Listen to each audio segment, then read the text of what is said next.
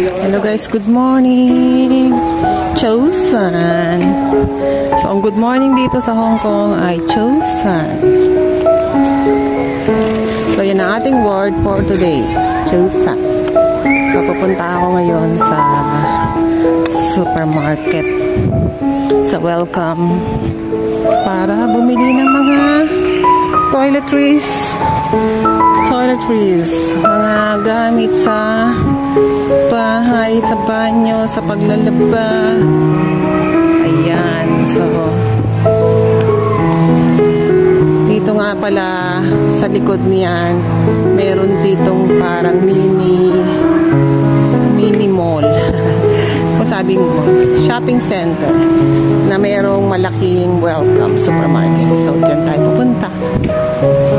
So may aking listahan. Hindi nyo maintindihan yan. Sulat in check. So dito break time kasi kaya ang daming mga estudyante. Ayan na.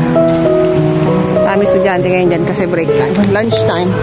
Tapos baka makasalubok pa yung amo ko kasi dalawang araw ko na siya hindi dinadala ng lunch kasi nga ewan ko baka meron siyang pa-lunch. So yan, baka makasalubok pa natin ang amo ko. So may na guys.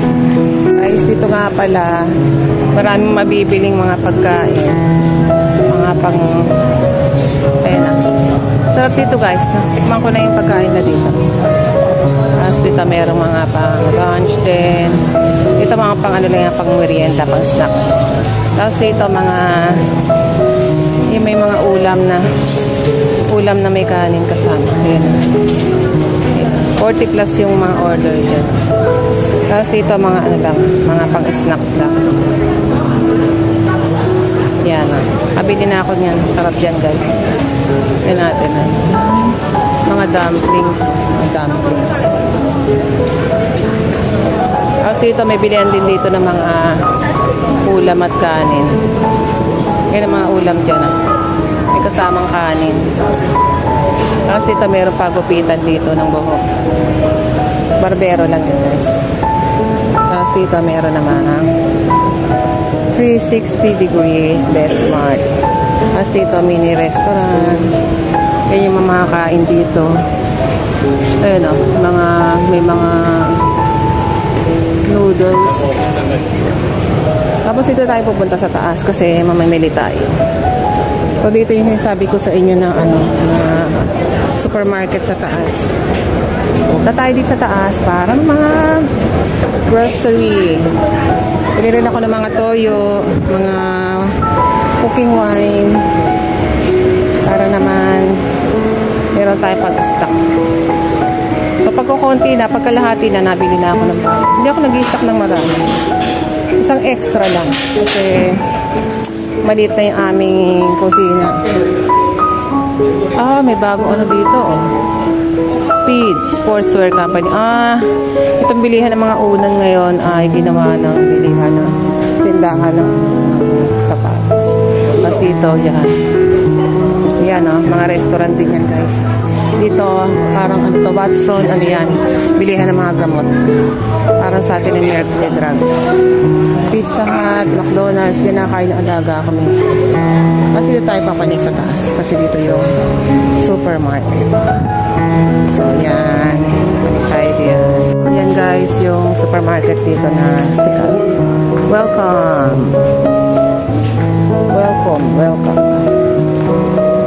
Yan, daming mga prutas. So syempre, kukuha tayo ng trolley kasi marami tayong pinili. Ito natin dito sa loob guys, meron dito mabibili ng mga frozen stuffs. Yan, may mga price naman yan guys, kaya hindi ka bali dito.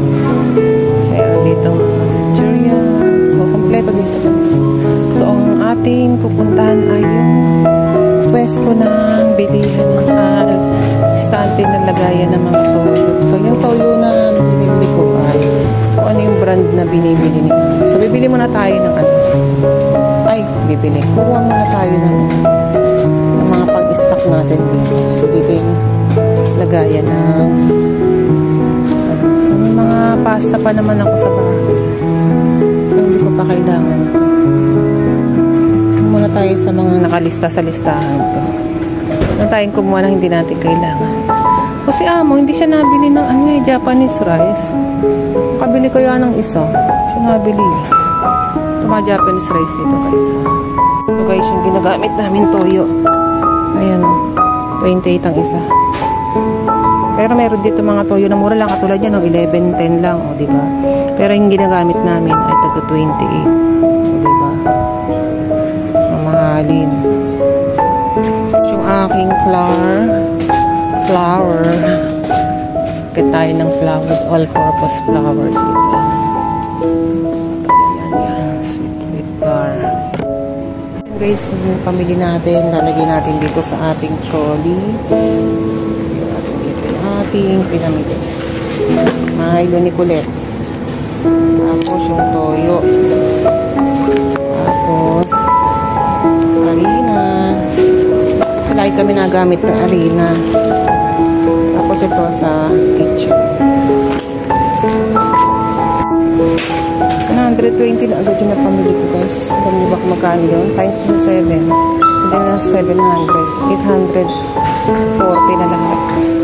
Yun lang, 4 na bagay lang yung nabili ko. Isang maliit na lata ng Milo, toyo, kitchen tissue, tsaka yung harina. Tapos dito may magbibilan dito. Ayan. Tawag dito Japan Homes. Japan Homes. So, ayan. Maraming nabibili dito mga mura.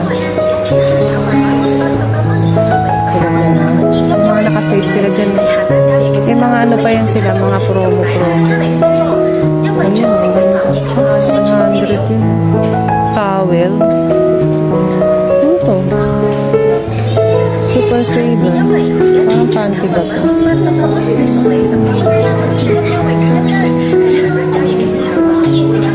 Maleta, 159 lang.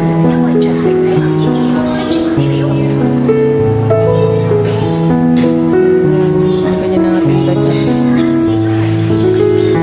So, baba na tayo kasi sa palengke naman tayo. Guys, dito pala pag bumili ng tinapay, kukuha ka ng lagayan, tapos sipili ka dito. So, pipili tayo ng tinapay ni Colette. Natin ito. So, mahilig siya dito eh. Ito na nga rin. Pili ako ng 2. Tapos, tagalin mo yan sa counter para bayaran. So, ayan guys. Self-service dito. Self-service ang mga tindahan. Ano siya? Tayo ng tinapay ni Colette. So, yung bakery sa amin. Malapit na bilihan dito. Kaya na guys, tapos na tayong mamalengke. Ito pa yung nabili natin tissue.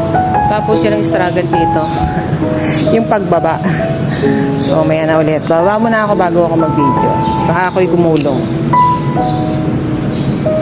Hello guys. Ayan, napagod tayo. Kasi ang bigat itong dala-dala natin. So, muna tayo dito. Ayan, nakaharangan pa ng tissue yung cellphone. Yung camera nung po. Ay, grabe. Napagod guys. Dito ang pahingahan ng mga lolo-lola. Pahinga muna tayo dito. Ayun. Muna tayo dito nakapagod. Alam nyo ba guys, pag nandito ako, minsan tinatawagan ko yung mga anak ko, yung nanay ko, para makapagkwentuhan habang napapahinga ko. So, meron talagang time na iwa ko munang pumasok ng bahay kasi siyempre mag-isa ka lang sa bahay. Wala ka lang makausap, meron ka makulit na mga pusa, gulo. So, dito, ito yung time na nakikipag-communicate ako sa nanay ko, sa mga anak ko. Kamusta ko sila, kumusta na sila, may balita. Ayan. Ito yung aking favorite spot. Dito ko lang tatapusin yung aking video. Salamat sa inyong panonood. Papahinga na ako sa bahay kasi tapos na ako sa aking gawaing bahay. So, meron akong gagawing importanteng mahalaga. Yun lang. Bye-bye!